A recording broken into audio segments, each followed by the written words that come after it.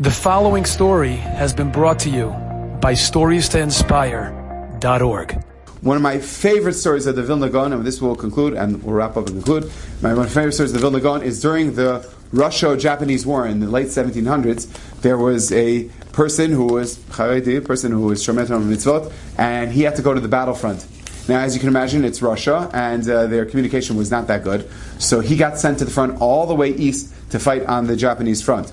And a number of years later, they got a crinkled letter in the mail saying, on behalf of the Russian ministry, we regret to inform you that your son and husband is missing. They couldn't confirm if he was dead or not. They had no idea. That was it. They had no clue. Nothing.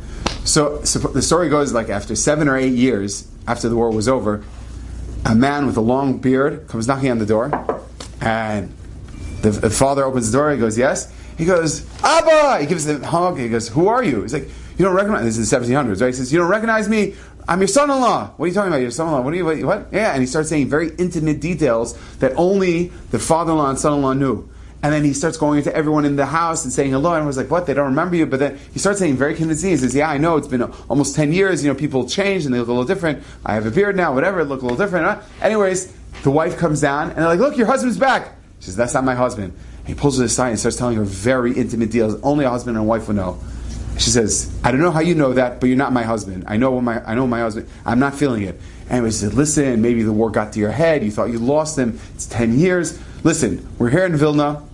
And if we go to the Vilna Gaon, and the Vilna Gaon says, this is your husband, will you be married to him? She says, yes. If he says I should be married to him, I will. You're listening to Daf Torah. Okay. So they went to the Vilna Gaon. The Vilna Gaon listened to the story. He told the father to come closer. He whispered something in the father's ear. The father says, right now? He says, yes. He says, okay. He turns to the son-in-law and says, come, we're going. He says, where are we going? What happened? He says, no, don't worry. We're just going somewhere. I just have to check something out. He's like, okay. So they start walking through Vilna. They go to the great synagogue of Vilna. It's a very big shul.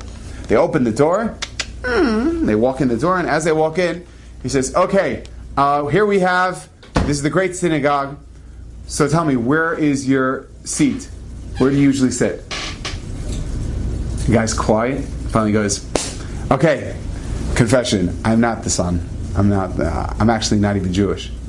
And they go, what in the world? Wow, they were blown away. Like, first of all, the wife, she wasn't feeling it. And how did the Vilna Gaon know that? They came to the Vilna Gaon and they say, how did you, you're a Navi, how did you figure that out? He says, let me explain it to you.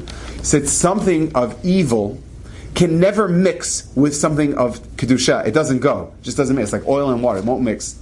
He says, I knew if he was not the real McCoy, he would never ask for a question like that to know so what happened? It turns out what happened was him and the son-in-law, or they were in prison together, and the Japanese just left them there to rot in the cells. And they had to keep their mind going. So this guy, he was talking about his youth, his childhood, his dreams, his aspirations, everything. And then he realized that he ran out of things to talk about. And the Jews just kept talking and talking and talking. He goes, wow, what a beautiful family this guy has. He says, if this guy doesn't make it out here, if I make it out here, I'm going to pretend I'm this guy. And he told me the most intimate details. That's how I knew about it. It says, the Vilna Gaon, he says, he knew everything except for one thing, your makom kavua. So I say, there's a few lessons from that. Number one, he listened to Torah. Number two is the wife, she got that intuition. Number three is, you have a makom kavua. People know, this is where I pray. I pray in this spot, this is my spot, at this time, this is what I do, I'm serious about them. Now you go from one week you're here, 1 week you're there, you oversleep, you go to that place, no, you make sure that this is your place. If the person has a makom kavua, Hashem will listen to you. Enjoyed this story? Come again. Bring a friend. StoriesToInspire.org